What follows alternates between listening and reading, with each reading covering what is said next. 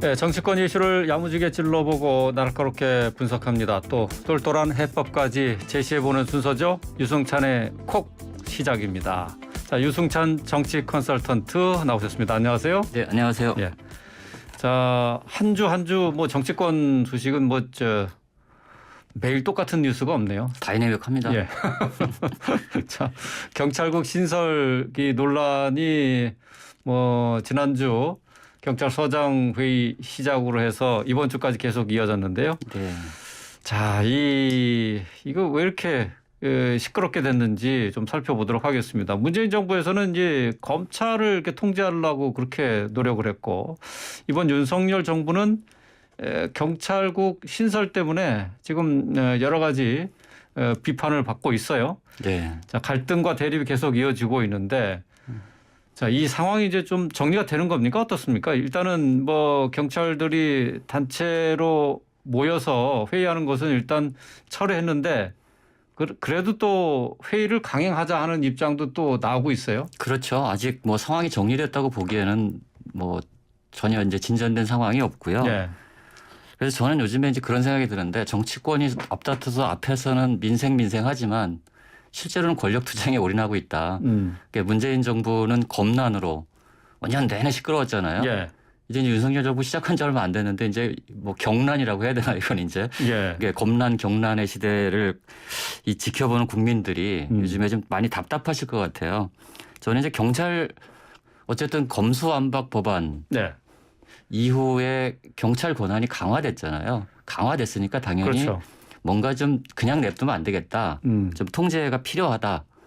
이런 생각이 드는 건 당연한 방향이라고 생각이 드는데, 저는 이 통제의 방향이 권력에 의한 통제냐 혹은 민간에 의한 통제냐, 이 문제는 굉장히 중요한 문제라고 봅니다. 네. 예. 근데 지금은 좀 법무부에서 경찰국을 신설해서 통제를 하겠다는 발상은 예. 약간 과거로 돌아가는 느낌이 좀 들거든요. 그래서 지금 사실 검수완박 법안 자체가 굉장히 불완전한 법안이고, 예. 그다음에 검찰 권한이 대폭 강화됐는데 거기에 대한 이런 합리적 대안이나 이런 것들이 예. 촘촘하게 들어가 있지 않잖아요. 그렇죠. 그래서 뭔가 이 대체가 필요한데 이런 방식은 아니지 않은가 이런 생각이 좀 들고요. 예. 그래서 지금 정치가 사실은 우리 국민들을 요즘에 제가 느끼는 건데, 피부로 느끼는데요.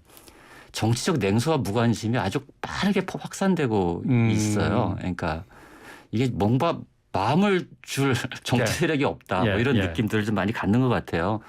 삼고 시대에다가 지금 코로나 재확산에 따른 이 위기의식들이 굉장히 팽배해 있는데, 정치권은 사실 좀 상당히 동떨어진 느낌을 주잖아요.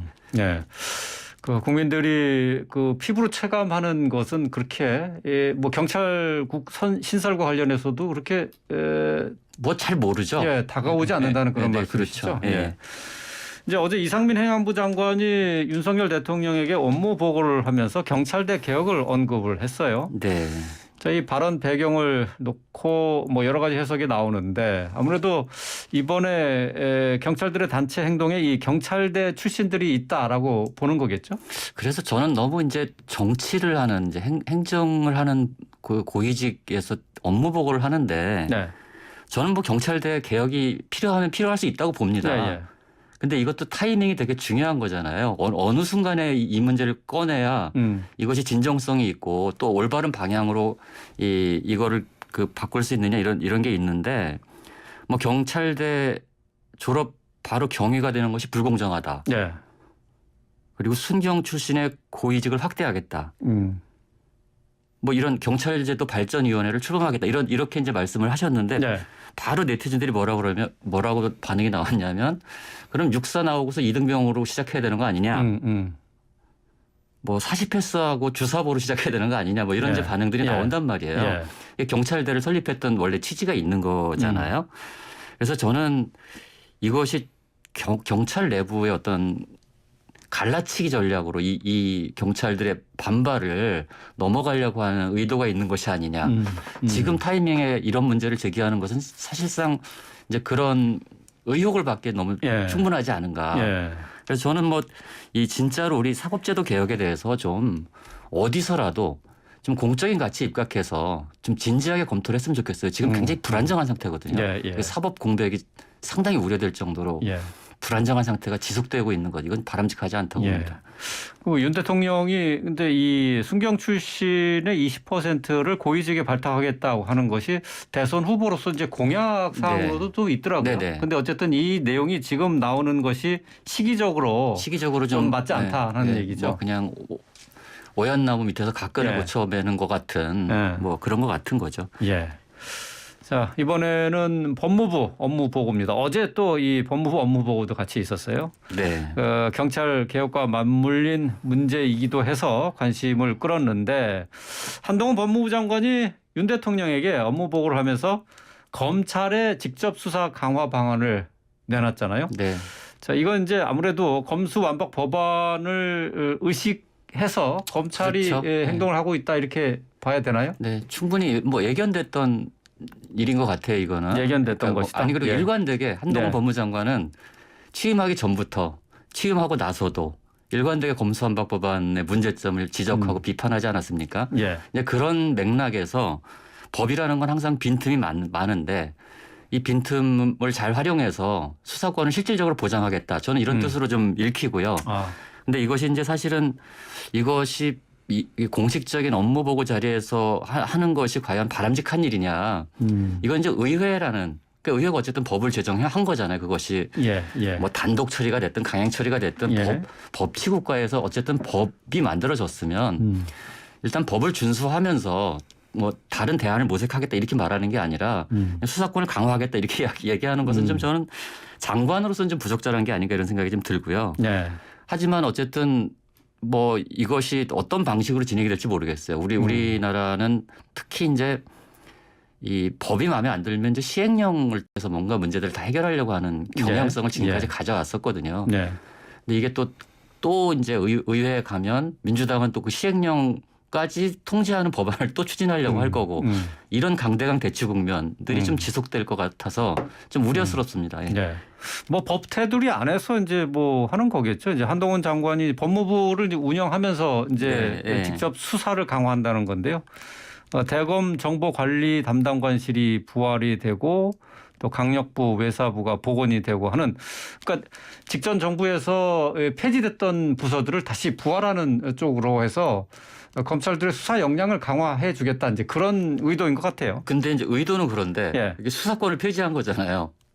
법안의 취지는. 근데 수사권을 강화하겠다 그랬잖아요. 이 표현은 좀 저는 뭐 아니 지금 이제 경제하고 부패 사법은 남아 있잖아요. 이제 앞으로도 남아 있을 거고. 그러니까 그걸 하겠다는 거 아니겠습니까? 물론 저는 한동훈 장관이 그 우리나라 의회에서도 큰 관심을 갖지 않았던 가령 이민청 설립을 추진한다든가 이런 것은 굉장히 전향적이라고 봅니다. 이런 기존에 생각하지 않았던 어떤 새로운 변화하는 시대에 맞는 그런 제도를 도입하고 정착시키려는 노력 이런 것들은 좀 높게 평가합니다.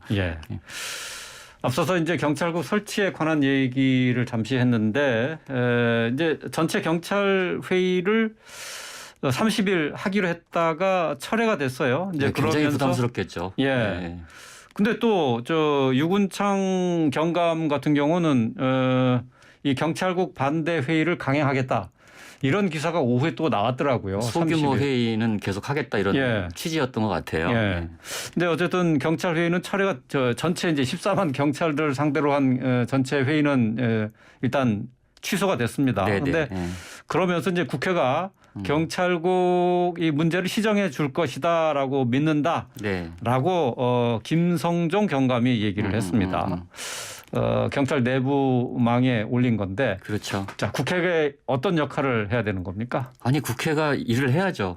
이런 문제에 대해서. 이 문제 어떻게 풀어가는 거예요? 일단 여야정 모두 좀 한 걸음씩 물러나서 좀 호흡을 가다듬고 진짜 이 우리나라 이 사법 체계를 어떻게 바꿀지에 대해서 머리를 맞대고 논의를 좀 해야 되는데 지금 상태에서는 뭐 저는 일단 뭐 경찰이 뭐 14만 명인가요?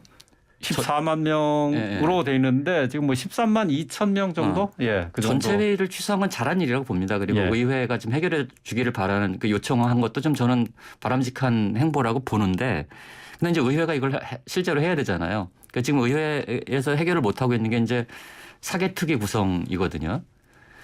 그러니까 원래 이제 이 검수완박 법안도 그렇고 전체적으로 지금 사법제도가 되게 혼란스러운 상태, 공백 예. 상태이기 때문에 이 사개특위의 논의를 통해서 이것들을 좀 보완해 나가는 이런 작업들을 좀 해야 되거든요. 저는 네. 경찰 문제도 역시 그 테두리 안에 있다. 그래서 지금은 뭐 정부도 마찬가지지만 민주당도 뭔가 이거를 실질적으로 그 정상화시키기 위한 노력을 좀 해야 된다. 그래서 이런 문제들이 자꾸 정파적 관점에서 예. 이루어지면 사실 신뢰를 얻기 어렵잖아요. 서로 싸움만 더 격화되고 뭐 예, 이러는데 어쨌든 이거를 공론화해서 진짜 올바른 사법제도를 만드는 전 한동훈 법무장관도 이제 그런 노력, 그러니까 좀 본인이 검찰에 대해 생각하는 어떤 소신이 있겠지만 현실이 이러니 좀 이런 민주당 의견도 좀 듣고 민주당도 검수완박을 강행 처리한 것에 대해서 좀 반성도 좀 하고 예. 이러면서 좀 뭔가 해법을 좀 찾아 나가야 되지 않을까. 서로 한 발씩 양보를 해서 네네. 그게 정치 해법을 찾는다. 아니겠습니까? 예. 예. 근데 어쨌든 뭐 이 경찰국 그 신설 같은 경우는 뭐 잘 아시다시피 시행령을 통해서 국무회의를 그렇죠. 예. 통과해서 이제 시행되는 것 아니겠습니까? 맞습니다. 예. 여기서 국회가 끼어들 틈이 있을까요? 그래도 저는 그 포괄적으로 가령 이제 원래 법안에 보면 이제 우리나라도 보니까 국가경찰위원회인가 이런 위원회가 있더라고요. 예, 있죠. 실제로 권한은 갖고 있는데 예. 유명무실하게 운영됐던. 예. 근데 이런 것들을 이제 법률적으로 보완할 수는 있겠죠. 예. 대체적으로. 왜냐하면 예. 경찰들이 갖고 있는 불안감도 좀 이해를 할 수 있거든요. 이걸 공정성과 중립성이라는 이미지를 어렵게 한 걸음씩 확보해 가고 있는데 예. 갑자기 또 정부가 인사권과 모든 걸 가져가면 예. 거기에 훼손되는 것에 대한 우려가 있는 거는 또 우리가 이해할 건 이해하면서 뭔가 제도 정비를 좀 해야 되지 않을까 이렇게 생각이 듭니다. 예. 제도 정비를 국회에서 여야가 머리를 맞대야 된다. 네. 예. 자, 이제 윤 대통령과 관련된 문자 파문 얘기를 좀 해보도록 하겠습니다. 자, 이 참 권성동 당 대표 대행 큰 사고를 친 거죠? 그렇죠. 이거는 좀 약간 좀 심각한 사고인데 제가 이렇습니다. 그러니까 지금 그 요즘에 이렇게 생각하면서 캐사리즘이라는 말이 좀 생각이 났어요. 캐사리즘이요? 예, 그 안토니오 그람시라는 이탈리아 사상가가 한 말인데 예. 이게 뭐냐면 이제 그 캐사르라고 있잖아요. 캐사르 예전에 그 역사적으로 시저 우리가 시저라고 얘기했던 예.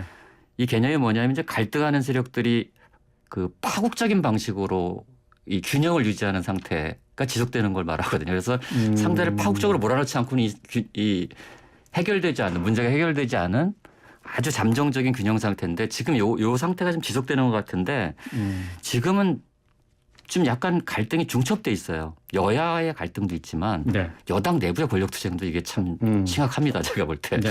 여당 야당 가릴 것 없죠. 네, 야당은 비슷하죠. 뭐 당권 선거에 올인하느라고 뭐 다른 지금 생각이 없고 여당 내부의 이 권력 투쟁 양상이 좀 약간 도를 넘은 게 아닌가. 이번 문자 파동이 만약에 이게 실수라면 그것도 문제지만 제가 볼 때 권성동 원내대표 지금 당대표 권한대행도 하고 계시지만 그런 분이라면 지금 카메라가 그 본회의장에서 매의 눈을 갖고 그 핸드폰을 들여다볼 걸 알고 계실 거란 말이에요. 예.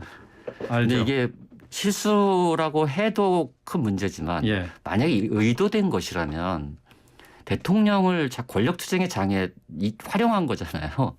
윤심을 은근히 흘림으로써 이준석을 압박하는 이런 모양새인데 와 이거는 제가 볼 때 좀 큰 문제라고 봅니다. 만약에 그런 의도가 있었다면 이건 굉장히 큰 문제라고 봅니다. 그런 의도로 하기에는 글쎄요. 뭐 본인에게 쏟아질 비난도 만만치 않은데 그렇게 생각은 좀 안 되는데. 그렇죠. 본인은 어쨌든 뭐 이게 실수라고 해서 사과도 했으니까 일단 그걸 믿어보겠지만 저는 대통령을 정쟁에 끌어들이는 것만큼 공익적인 손해가 없다고 생각해요. 네.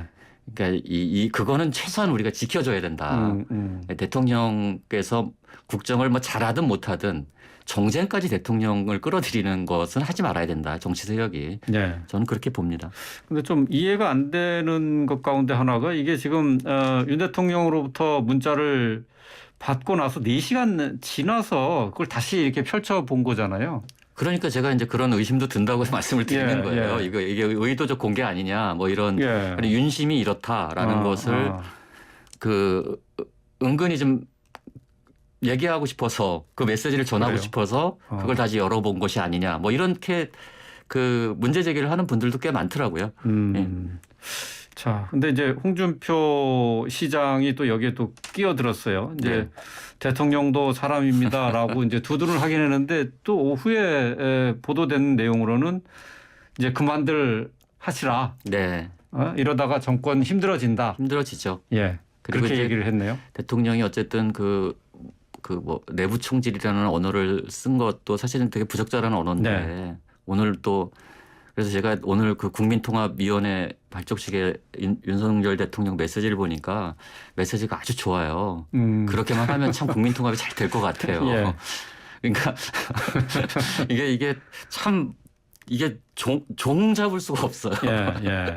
이 상황을. 그러니까 윤석열 대통령 입장에서는 당과 또 이준석 대표와의 갈등, 뭐 대강들 저 국민들이 짐작하고 있는 부분이 있지 않겠습니까? 네네. 그래도 최대한 거리를 두는 모습을 보여줘야 되는데 그렇죠. 이번에 사실 윤 대통령의 본심이 드러난 게 아니냐, 이제 이런 면에서 지적받는 것 아니겠습니까? 그렇죠. 그래서 저는 그 이번에 윤석열 대통령의 지지율이 급격히 하락하는 것은 물론 이제 뭐 이 인사 문제나 여러 가지 문제가 있지만 그 선거 연합이 해체됐기 때문에 네. 온 것도 있거든요. 네. 사실 이준석 대표가 그 퍼센테이지를 얘기할 수는 없지만 어쨌든 3번의 선거를 이기는데 기여했다는 걸 부정하기는 좀 어렵잖아요. 예. 이준석을 지지하는 세력도 있는 예. 것이고, 근데 여기를 일종의 좀 배타적으로 적으로 돌리는 예. 그러면 그만큼 또 빠지는 것이기 때문에 예. 지지율이 하락할 수밖에 없는 거죠. 예.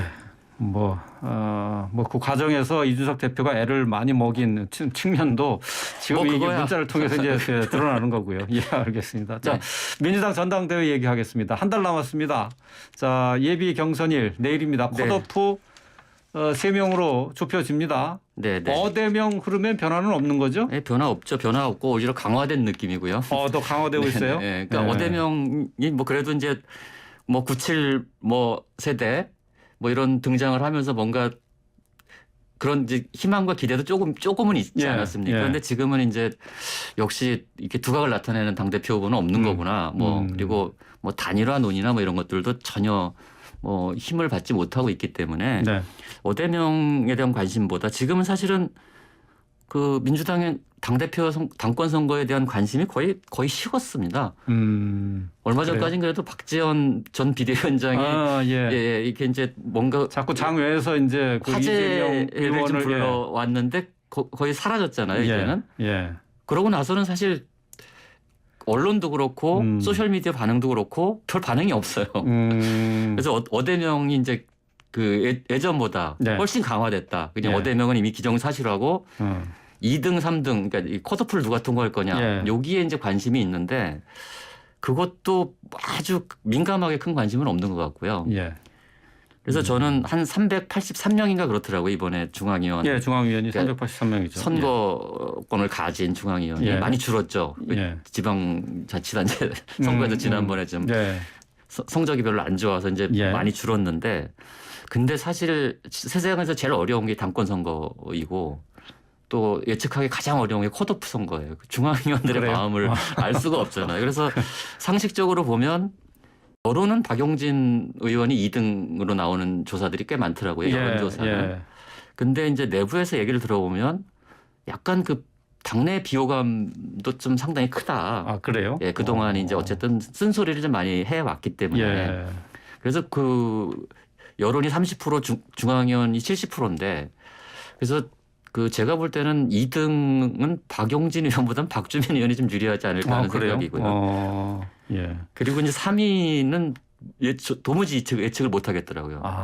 그러니까 박용진 의원은 어쨌든 민심에 있고 그다음에 그 강훈식 의원은 그 더미래 그리고 강병원 의원은 친문 그다음에 또 김민석 의원이 어느 정도 조직을 좀 다졌는지 그동안 뭐 이런 변수에서 결정이 될 것 같습니다. 알겠습니다. 자, 당장 내일이기 때문에 뭐 3명 어떻게 되는지 뭐 시간을 갖고 지켜볼 수밖에 없네요. 자, 지금까지 유승찬 정치 컨설턴트와 함께했습니다. 말씀 잘 들었습니다. 네, 감사합니다.